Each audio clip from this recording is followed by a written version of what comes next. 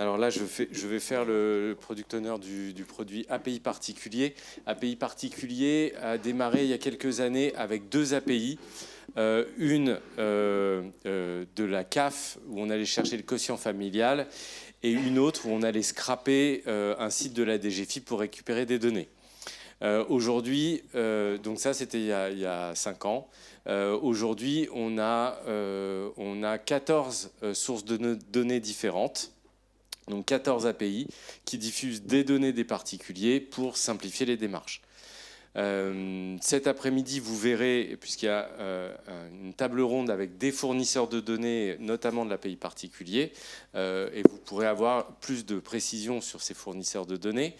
On sert donc que des acteurs publics ou des acteurs privés avec une délégation de service public. On n'est que dans ces fonctions de service public.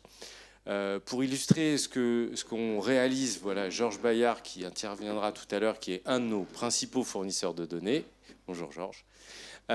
Pour illustrer en des cas d'usage très très précis, on a par exemple Île-de-France Mobilité qui utilise l'API étudiant.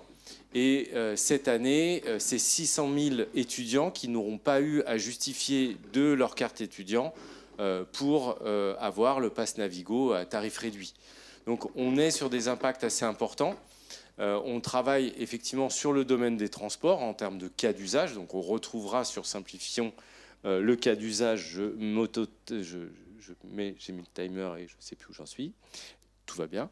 On travaille, et c'est le sens de Simplifions, sur des cas d'usage précis, donc la tarification sociale, dans les transports, on va travailler sur les collectivités, on va travailler sur les services de l'État en collaboration avec d'autres collègues de la DINUM qui ont l'Observatoire des services en ligne qu'on évoquait ce matin.